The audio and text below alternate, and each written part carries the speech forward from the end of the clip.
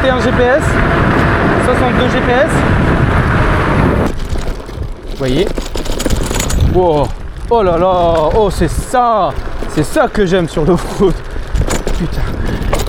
Hop hop hop hop hop.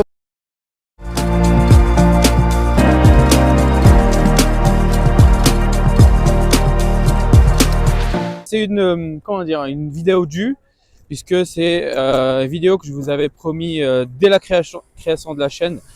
Mais malheureusement, pour plein de raisons, je n'ai pas pu enregistrer plus tôt pour vous présenter la petite bête, le petit monstre de puissance, mais qui paye pas trop de mine, mais pourtant qui est aussi bien, aussi rapide, voire plus que la G2 Master de chez Kukirin. Je parle bien sûr de la Joyor T10. La Joyor T10 qui est la digne héritière de la Joyor S10Z. Il me semble que la Z c'était la dernière version sortie de ce modèle-là. Et par la suite, ils sont passés directement à cette version qui comprend plein d'améliorations au niveau principalement de la suspension, au niveau des parts de boue. On a gardé les autres spécificités, notamment par rapport au moteur. On est toujours sur deux moteurs de 1000 watts chacun pour un total de 2000 watts, ainsi qu'une batterie de 18 ampères-heure. Donc quand je cherche actuellement sur internet, puisque moi je l'ai depuis presque 2 mois là déjà, peut-être même plus que 2 mois. Elle était aux alentours de 600 €. Elle a monté un peu en prix actuellement sur le site Joyor, sur Geekbuy et Banggood. On peut la trouver vers les 600, 640, 670. On peut également la retrouver sur d'autres sites, notamment AliExpress pour moins cher. Mais voilà, c'est un rapport qualité-prix franchement imbattable, mais vraiment imbattable, comparant cela à ce que nous offre la G2 Master, qui est certes incroyable. La G2 Master, très robuste, rapide, qui marche très très bien sur du off-road, sur de la chaussée. Mais il y avait besoin en vrai d'une concurrence. Il n'y avait pas cette concurrence-là sur le marché. On a la famille des Angouat, la C2, la C1, la SC1, etc. Mais jamais on a vraiment réussi à égaler ou arriver de très près à cette G2 Master, à part la Joyor avec sa gamme 10, donc les S10. Et là, c'est encore un pas de plus vers, je dirais pas la perfection, parce que il y a toujours des choses à améliorer, et on va voir ça tout ensemble, mais vers le super compromis, ou le compromis optimal entre la puissance, la taille qui est très compacte, et également l'autonomie, plus les autres aspects qu'on va détailler dans la vidéo. À tout de suite.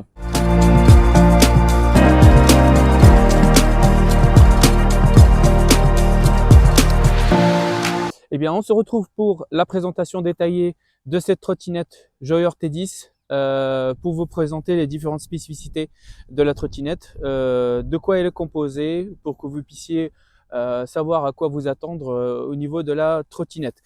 Comme j'ai dit tout à l'heure, donc on va commencer déjà par le deck et par ce qu'il y a en bas. On a une batterie de 18 ampères-heure.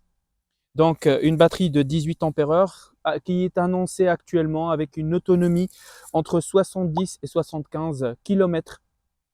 En vrai, je pense qu'il ne faut pas être aussi optimiste. Dépassant les 80 kg, je pense qu'il faut peut-être diviser cette distance par deux, au moins par deux, ce qui donnerait quelque chose aux alentours de 35 à 40 bridés, vraiment pour ne pas être trop optimiste.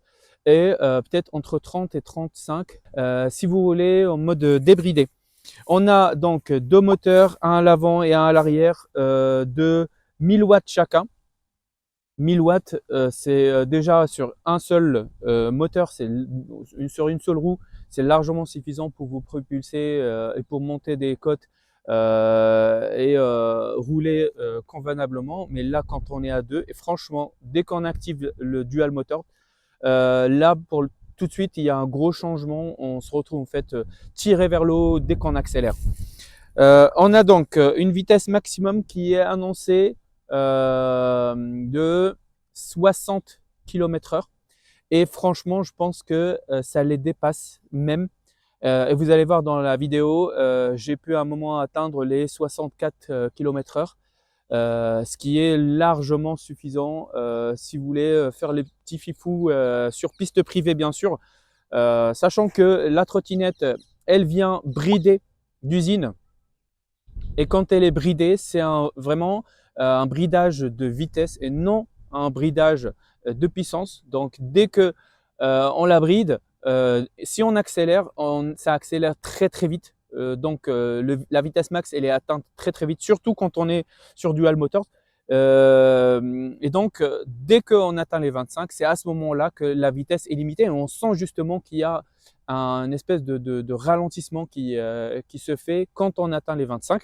Mais entre 0 et 25, là, on a la pleine puissance. Et d'ailleurs, cette même pleine puissance, on la ressent toujours quand on est en train de monter des côtes où à 25, on monte des côtes de malade et justement, on va voir ça dans la vidéo. On va essayer de monter une côte assez vénère à 25 et en fait, on va monter à 25 km/h. Le poids de la trottinette, il est, ce que j'avais trouvé sur le carton, c'est aux alentours de 29-30 kg. Donc, il faut savoir que 29-30 kg, c'est pas quelque chose qui est prévu pour du métro et rouler avec. Ça pèse son poids. Si vous habitez au troisième, quatrième étage et si vous n'avez pas d'ascenseur, franchement, il faut réfléchir à 2, 3, 4, 10 000 fois avant de la prendre, surtout si vous n'êtes pas costaud, quoi. Le temps de recharge de la batterie, il est aux alentours de entre 9 et 10 heures. Partant sur 10 heures parce que c'est une batterie de 2 ampères. C'est pas rapide, hein. J'aurais préféré quelque chose aux alentours de 3 ampères ou plus pour que ce soit suffisamment rapide. Le port de charge, il est ici et je dois vous avouer que c'est super pratique pour éviter de l'avoir sur les côtés et de faire taper par les murs ou des portes quand on rentre chez soi. Je préfère largement l'avoir ici que l'avoir sur les côtés puisque sur ma Dualtron To Go, j'ai cassé le port de charge au bout de 1 ou 2 sorties, quoi. Et j'étais vénère parce que ça m'a coûté quand même 90 balles pour le remplacer, ce qui est très très cher.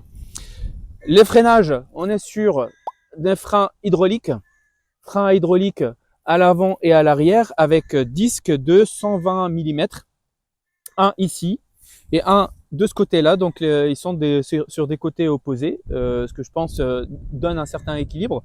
120 mm, franchement, c'est largement suffisant pour freiner correctement à 25 et plus que correctement à plus de 25 puisque même en roulant comme un bourrin, si on freine un frein sec, ça nous arrête très vite. Le frein lui-même, il est de la marque Zoom et c'est exactement la même chose qu'on avait sur la Joyer S10. On a donc au niveau des LED, on a la lampe de projection de lumière à l'avant que je trouve personnellement assez faiblard.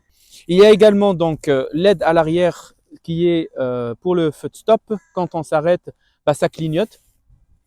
Je vais faire le test ici. Ça clignote pour indiquer qu'on est en train de s'arrêter, là comme vous pouvez le voir. Et ça marche plutôt bien, surtout la nuit. Au niveau des flancs du deck, on a donc les clignotants qui sont indiqués qui indique en fait à l'avant et à l'arrière quand on est sur le point de tourner à gauche ou à droite. Et ça marche très bien. C'est franchement nickel à ce niveau-là. Et on a donc également un Komodo qui est ergonomique et assez sympa puisque les boutons sont indiqués de manière différente. En fait, le modèle est différent, permettant d'identifier si je suis en train d'appuyer sur le bouton plus ou moins pour la vitesse, si je suis en train d'éteindre, si je suis en train d'appuyer sur les clignots. L'écran LED ou LCD, quant à lui, il est suffisamment lumineux. Je pense qu'on aurait pu avoir quelque chose de plus lumineux que ça, mais ça fait largement le taf, surtout la nuit. On voit très très bien. Quand c'est très éclairé, où il y a le soleil qui tape, là pour le coup c'est un peu faible, mais ça fait largement le taf. Ensuite, on a 3 modes de conduite, 1, 2 et 3, sachant qu'on peut brider et débrider la trottinette en passant par le P9 directement sur le tableau de bord. Et on peut également régler plusieurs paramètres, notamment le pas, le kilométrage, parce qu'on est en miles ou en kilomètres, la puissance, etc. etc. Ça se plie exactement comme la S10. Il y a une languette ici qu'on va retirer. On va venir tirer ici d'un coup pour faire plier la trottinette et on fait l'opération inverse pour la déplier. Le châssis est en aluminium. Il est vraiment très robuste. Il faut savoir que j'ai fait à peu près 200 km avec cette trottinette. Jamais aucun problème. Pas de bruit parasite, pas de jeu. La seule chose, alors ça m'embête pas vraiment, mais j'aurais préféré que la tige, en fait, la potence ici, soit un peu plus, que ça monte en fait un peu plus ou que ça monte en fait concrètement jusqu'à atteindre le haut du guidon. La petite tige ici, même si je n'ai pas de doute que c'est suffisamment solide et robuste, son côté un peu fin n'est pas très sécurisant ou en tout cas ne donne pas cette impression. Alors que pour l'instant, je vous dis vraiment aucun souci. D'ailleurs, on peut le faire monter et descendre comme vous pouvez voir ici. Il suffit de faire baisser et le faire monter. Et quand c'est, on va dire, sur le plus haut niveau, franchement, c'est largement suffisant pour être confortable pour quelqu'un comme moi qui fait 1,82 m. On a des roues chambre à air de 10 pouces avec des grippes semi-off-road. Personnellement, j'aurais peut-être préféré quelque chose avec des roues de route, mais le semi-off-road permet quand même de rouler un petit peu dans des endroits comme ici. Donc c'est des pneus qui sont quand même assez costauds, mais il faudra faire quand même attention à ne pas les crever en roulant sur n'importe quoi. D'ailleurs, suspension que dont j'ai oublié de parler. La grosse différence, et c'est justement quelque chose qui m'a motivé, qui a motivé mon achat de cette trottinette par rapport à celle d'avant, la S10, c'est notamment les suspensions qui sont douces. Par douce, je veux dire, on ne sent pas trop les secousses. Et surtout que je suis personnellement quelqu'un qui est super fan des suspensions hydraulique. Par rapport aux suspensions à cartouche qui étaient sur la précédente, ça donnait vraiment pas l'impression que ça allait être quelque chose d'agréable. Et surtout, avec le temps, les suspensions à cartouche ont tendance à perdre un petit peu de leur élasticité, ce qui fait que à un moment donné, ça devient assez rigide, ça se tasse en fait, ça se tasse très rapidement et ça donne cette impression que c'est comme s'il n'y avait pas de suspension du tout, quoi. Sachant également qu'il y a une petite nouveauté et une subtilité qui est au niveau de garde-boue avant. En fait, à l'avant, il n'y avait pas, sur la S10, il n'y avait pas ça. Il n'y avait pas ce garde-boue. Il y avait une espèce de plastique ici qui protégeait un petit peu des projections. Mais franchement, je préfère toujours que le garde-boue soit le plus proche de la roue. Comme ça protège au maximum des projections. Donc, super décision de la part de Joyer d'ajouter cette version.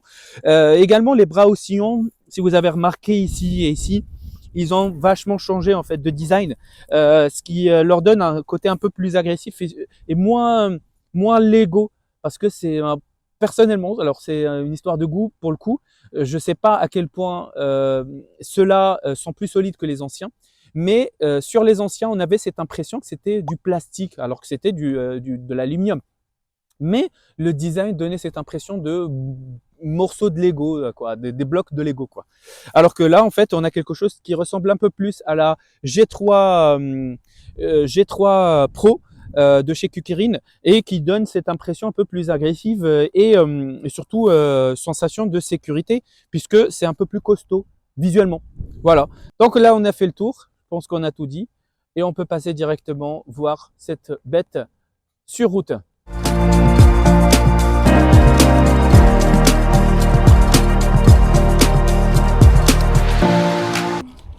Et on se retrouve donc pour le petit test de vitesse sur piste privée. Donc là, on va tester les différentes vitesses, des différents modes. Donc les 3 modes, en bridé et en débridé. Là, actuellement, je suis au mode bridé, single moteur, sur donc le mode 1. Au niveau du mode 1, comme d'habitude, on va être sur une vitesse à peu près aux alentours de 6 km. Sachant qu'il y a quelque chose de très intéressant sur la trottinette, c'est le mode pas. Je ne sais pas si vous voyez à peu près ce que c'est. C'est sur ce bouton là, en fait, si on appuie dessus, si on le maintient pendant une certaine durée, vous allez voir ici, vous voyez, il y a le mode pas, donc un personnage qui apparaît pour indiquer que la trottinette va rouler en mode, le mode le plus bas possible. Et là, au niveau affichage, on voit que ça roule à entre 3 et 4 km/h.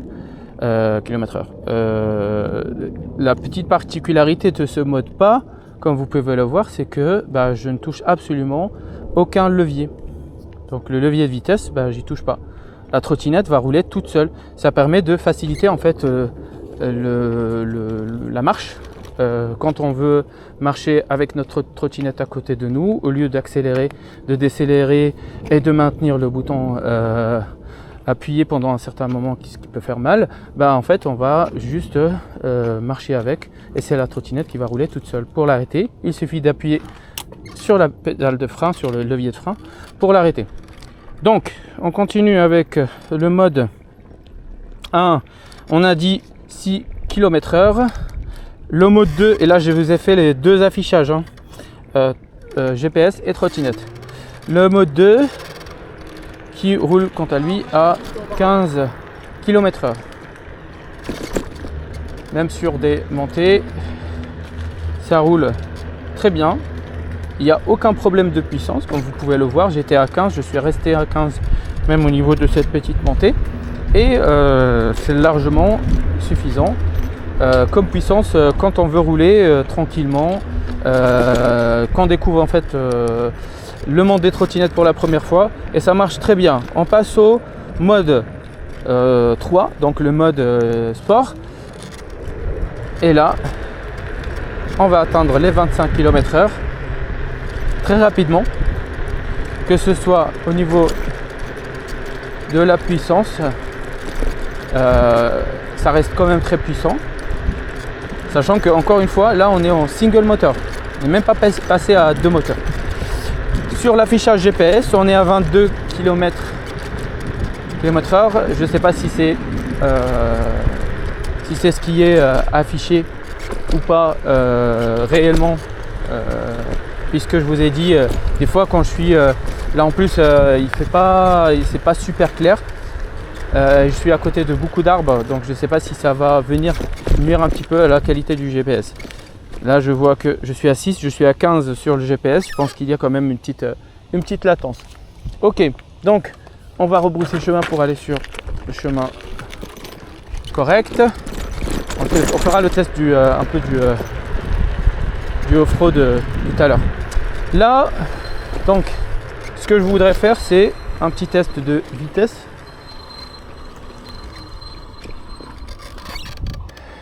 Sur le mode 3, ok, en mode bridé, atteindre les 25 km/h. En mode bridé, ça va prendre combien de temps? Ok, allez, 1, 2, hop. Top. Je vais essayer de faire l'affichage directement dans la vidéo, mais ça a l'air d'être quand même assez rapide. On va refaire le test pour encore et encore en single moteur. On va passer au dual moteur et on va voir ce que ça va afficher. Donc on va commencer. 1, 2, 3.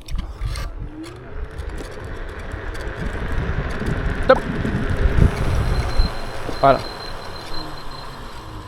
Franchement, c'est très rapide déjà en single moteur. C'est pas le truc le plus incroyable. Oh, petit écureuil. Là, vous avez vu en live un petit écureuil qui est passé. Maintenant, on va passer au dual motors. Donc, comme je vous ai dit, pour switcher entre les deux modes, une roue, deux roues. Donc, on va appuyer sur le bouton M mode. Et là, vous voyez qu'il y a marqué dual drive. Ça veut dire que maintenant la trottinette elle est en deux roues. Et on va tout de suite faire le test de l'accélération pour atteindre les 25 km/h et voir combien de temps ça va nous prendre. Allez, 1, 2, 3. Top.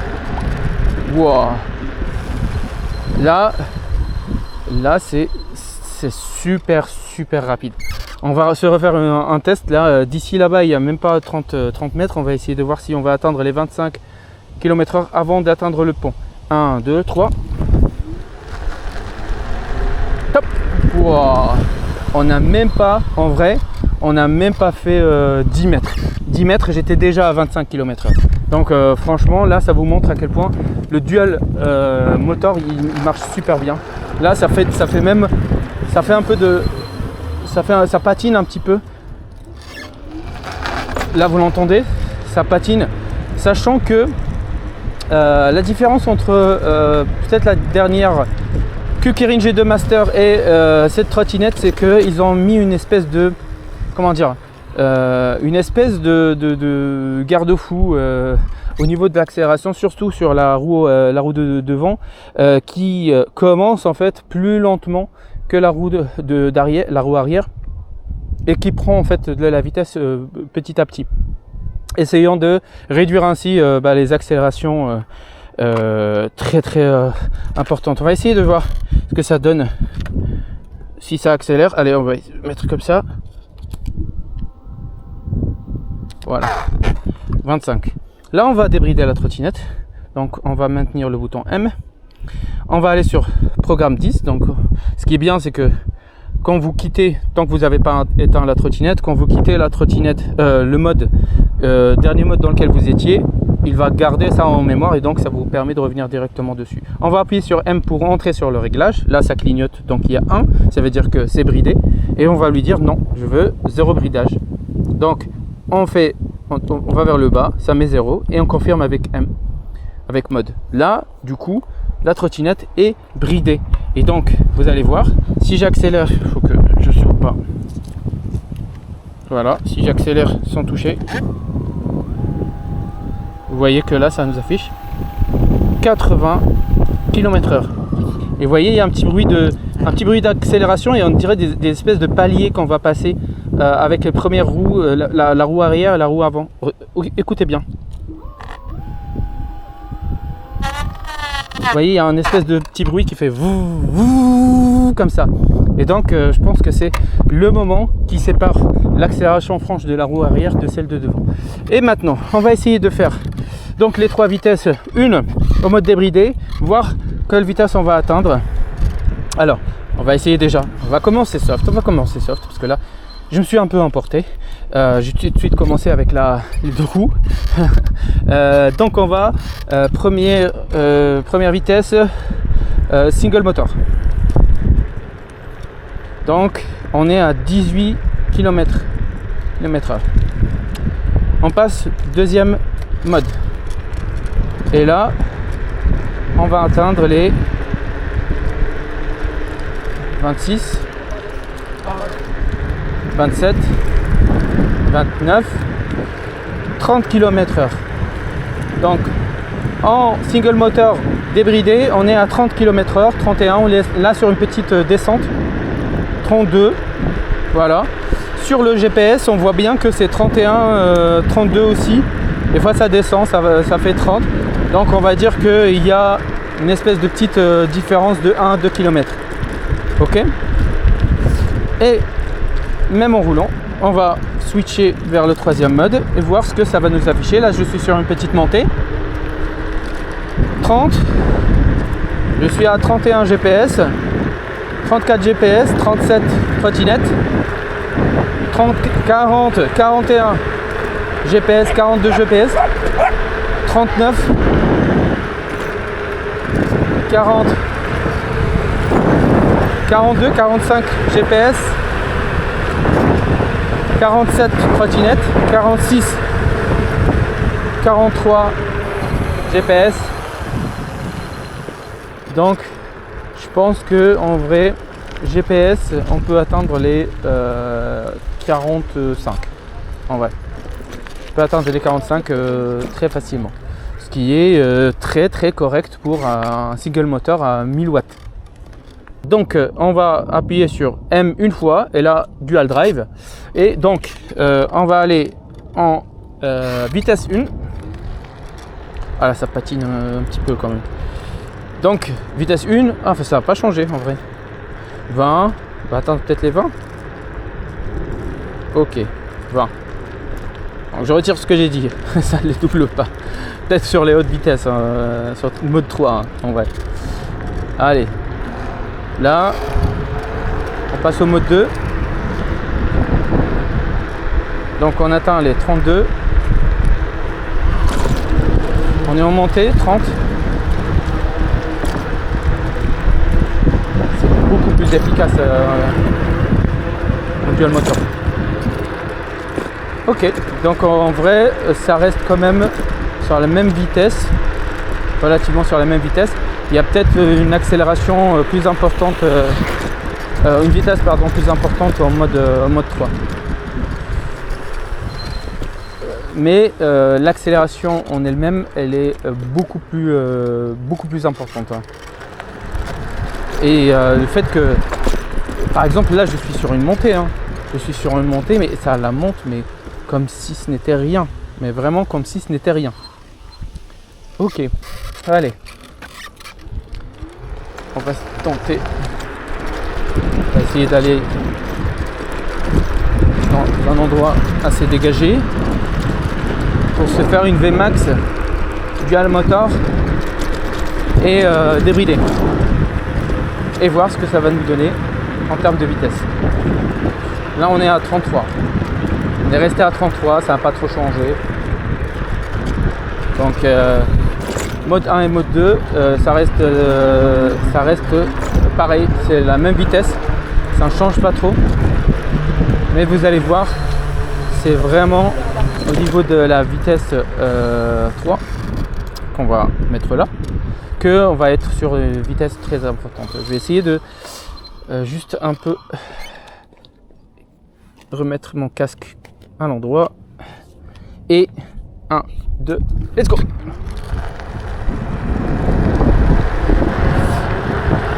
On est déjà à 42 trottes, 40 GPS, 47 GPS, 50 GPS.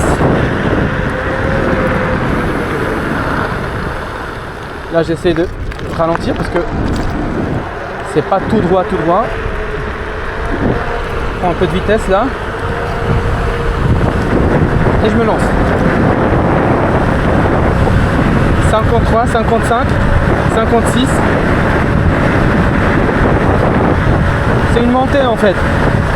Je sais même pas si vous pouvez m'entendre tellement ça va vite. 58. 60. Et là, on les a atteint les 60. Essayez de faire attention. Et franchement, je pense que j'aurais accéléré davantage. J'aurais peut-être atteint les 65. Donc vous avez vu tout à l'heure, on était à, j'ai pas vu le GPS à ce moment-là, mais j'ai clairement vu 60-62 km/h sur la trotte. Donc il est fort probable qu'on soit à 60 GPS. Mais en tout cas je voyais du 57 ou 58. Je pense pas qu'il y ait des grosses différences de 10 km entre le GPS et la trotte. Allez, on se tente ça. Essaye déjà de s'éloigner des gens, de prendre de la place et let's go. 40, 46, 50, 53, 52 GPS, 57 GPS, 60 GPS, 61 GPS, 62 GPS, 62 GPS. Et en fait, j'ai juste pas suffisamment de chaussée toute droite. Mais là, j'aurais pu clairement atteindre les 65. Donc en vrai, 60 km/h, c'est déjà beaucoup en vrai. C'est déjà pas mal. Donc si vous êtes sur piste privée et que vous voulez vous amuser, je pense que avec cette trotte, vous avez ce qu'il faut. En plus, je ne sais pas si vous l'avez constaté ou si ça va se voir sur la caméra, mais quand j'essaie de freiner ou décélérer à haute vitesse, il n'y a pas de guidonnage. La trottinette, elle tremble pas, elle fait, il n'y a pas de geste brusque ou quoi que ce soit. Franchement, elle freine, elle ralentit comme il se doit. Il n'y a aucun problème à ce niveau-là. Mais franchement, je suis super surpris de la stabilité en fait de la trotte. Connaissant le prix d'ailleurs, parce que c'est quelque chose parce que je sais pas de commercialiser cette trotte, donc c'est pas à moi de dire comment elle se vend, mais elle est aux alentours de 600 €, 640, 50, etc. On peut même la trouver en promo peut-être à moins que ça. Donc franchement, en tant que concurrente directe de la G2 Master, elle la détrône, mais vraiment elle la détrône, parce qu'en vitesse, avec mes 85 kg, elle arrive à me faire atteindre 60 km/h, comme vous avez vu. 60 km/h, ça rigole pas. Je suis même pas sûr que la G2 Master me ferait arriver à cette vitesse-là. J'ai pas testé en vrai, mais vu que c'est une 52 volts et qu'on est relativement sur les mêmes specs, c'est une 52 volts, les moteurs c'est 1000 watts nominal. Je pense pas que j'aurai plus de puissance que ça, mais je serais très tenté de faire une autre vidéo pour présenter la G2 Master et vous en parler plus en détail après avoir roulé avec suffisamment de temps. Ce que je voudrais faire un petit peu, c'est, là on va rester peut-être en mode bridé, parce que c'est le plus important quand on parle de freinage. Donc vous voyez, on peut brider, débrider la trottinette même en roulant. Là je suis en train de rouler, je la mets P10 à 1, hop, je maintiens et là je suis bridé. Voilà, donc si je roule à 3, et voilà, je suis à 25-26 km/h. Voilà, donc ce qu'on va essayer de faire, c'est on va faire un freinage, on va essayer de faire un freinage et voir combien de distance ça va parcourir. J'essaie de trouver un petit repère sympa. Je pense que là j'en ai trouvé un. Je vais essayer de le refaire. Hop, je vais essayer d'atteindre les 25 et m'arrêter, sachant que là je suis en dual moteur. 1, 2, hop, et là vous vous rappelez de la différence avec la e-scooter 10 Max, e10 Max, c'était pas du tout la même chose. 1, 2, moins de 3 mètres. À 25 km/h, dual moteur, je suis à 3 mètres et quelques. Voilà. Même pas. Donc franchement, ça freine très très bien. On va se retenter ça dans l'autre sens. Hop, allez. Et cette fois-ci, je vais essayer d'être... Parce que j'ai ressenti que j'étais pas... Allez, hop. Je vais faire 25. Hop. Hop. Allez. 1, 2, 3. Voilà. 3 mètres. On est à 3 mètres. Donc franchement à 25 km/h, suffit de prendre un petit peu, anticiper autour de 3 mètres et de freiner sec. Et franchement ça devrait le faire. Il n'y aura pas de problème. Donc on n'est pas entraîné. Ça freine super bien, surtout si on met son poids sur son pied qu'on met à l'arrière. D'ailleurs peut-être qu'on fera une vidéo pour comment bien rouler et comment éviter de se retrouver projeté à l'avant quand on freine sur la trottinette, parce que c'est quelque chose qui peut être assez problématique si on tombe sur comment dire, un besoin de freinage d'urgence alors qu'on roule à toute vitesse. Allez, on se tente une dernière pour voir si... Allez, je freine. Hop. Ah, je me suis laissé un peu emporter, mais il y avait aussi une descente, j'étais sur une descente. Allez, 1, 2, 3, 4 et 5. 5 mètres. Donc là, on est sur 5 mètres. J'ai freiné, mais j'ai pas freiné très sec.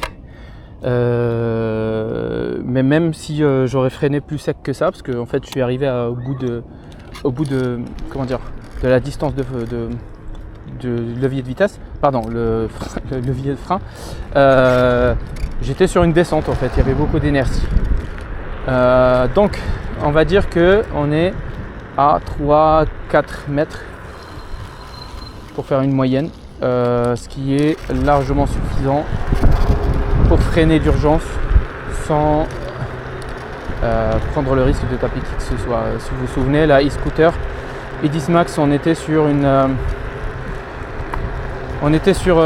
15 mètres, ce qui est juste abusé pour un freinage d'urgence, parce que 15 mètres, tu freines, tu es déjà devant la voiture, tu es déjà projeté dans l'air, l'ambulance est déjà arrivée avant que tu aies arrêté de freiner. Ces imperfections, d'ailleurs je vais passer dans ce sentier là.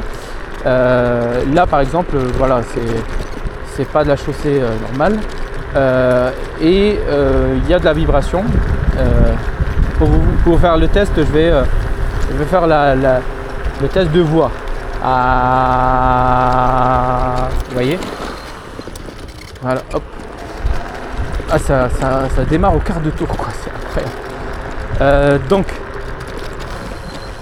on va essayer un peu de chaussée, voir si le off-road est quand même efficace. Et là, vous voyez, wow, oh là là, oh c'est ça que j'aime sur l'off-road. Putain, hop hop hop hop hop hop. Ah, j'ai failli tomber et pourtant ça m'a, je sais pas si vous avez vu, mais j'ai failli me casser la gueule et pourtant ça m'a sauvé en fait. C'est là où servent les crampons là dans les roues, ça sert à rattraper le coup. Parce que j'étais en train de glisser en fait en essayant de monter, mais les grips des roues, il a bien fait son taf et donc ça m'a attiré en fait vers le haut. Je pense que ça j'aurais fait avec la Dualtron, ma Tugo, je serais tombé en fait. En vrai je me serais cassé la gueule. Là sur du hors-piste, hein, sur du off-road, franchement ça fait très bien le taf. Ça fait super bien le taf. Donc on peut rouler.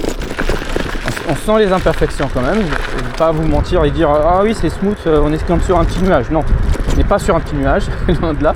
Mais il n'y a pas de secousse, il n'y a pas de cette espèce de vibration qui fait mal au dos. Et ça franchement, ça c'est une descente d'enfer. Ça c'est une descente d'enfer. Donc en vrai, si ça arrive à monter cette descente sans problème, en fait c'est bon, on y est, hein. Il y a tout ce qu'il faut. Il y a la puissance, il y a l'agilité, il y a le gabarit qui est super compact et donc qui permet de éviter les obstacles, de rouler en ville, rouler en campagne, ce que vous voulez. Et également vous avez les roues qui font le taf pour du off-road, que que veut le peuple de plus, hein. Franchement. Alors, là vous voyez, grosse montée. On est en mode bridé, donc je vais même pas aller en débridé pour voir si effectivement ça monte la pente tranquillement. Voilà, ça va vite, hein. Franchement, c'est pas que ça la monte, ça, wow. Là on est sur une montée, mais d'enfer. Wow. Wow, la montée, comment elle a déboulé. Je sais pas si vous vous rendez compte, mais en fait c'est une superbe montée ultra raide. Elle l'a montée comme si c'était comment dire, comme si c'était du plat. Comme si c'était du plat. Franchement, c'est incroyable. Incroyable. Et j'étais en mode bridé, encore une fois. Mais franchement, le mode bridé, en fait, à 2 roues, il est tellement vénère. Là.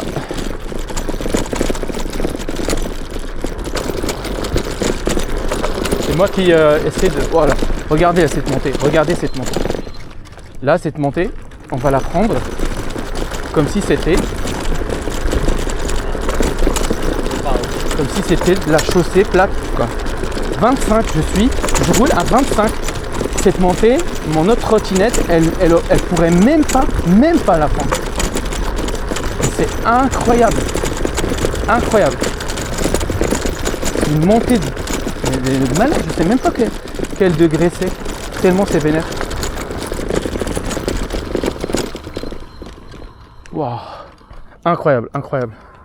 Donc franchement, c'est validé pour moi. C'est une trottinette dont je suis très très content de l'achat. Elle est puissante, elle est petite, compacte, donc je peux la ranger où je veux. J'ai pas suffisamment beaucoup de place pour mes 3 trottes et donc avec un gros gabarit, ça aurait été trop galère pour moi chez moi. Mais là, franchement, elle fait très bien le taf. Elle rentre dans un petit espace. Je peux la prendre pour aller au travail, je peux la prendre pour le loisir. Là, comme vous avez vu, je peux faire tout avec. Donc, nickel. Franchement, nickel. À ce prix, ça reste la meilleure concurrente pour la G2 Master. Et je pense que niveau prix, elle la détrône en vrai. Niveau accélération, je sais pas, j'ai pas vraiment de quoi comparer, mais du ressenti que j'ai sur cette trotte, elle est incroyablement vénère. Même en mode bridé pour rouler là sur des montées, ça fait largement le taf, largement. C'est une tuerie. Donc il y a un truc que dont j'ai pas parlé et dont je suis pas super fan, c'est la béquille. Franchement, la béquille, je trouve que à ce niveau-là, c'est une arnaque. Franchement, pour le poids de la trottinette qui est aux alentours de 30 kg, avoir une petite béquille comme ça, tu mets juste un petit sac sur la poignée gauche et là, ça te renverse la trottinette. Donc, je ne sais pas si on peut la changer. Si c'est le cas, je vais voir si je peux la changer avec une meilleure béquille. Mais celle-ci, je la trouve vraiment pas top. Voilà. On fait un petit point de conclusion. Et on termine la vidéo.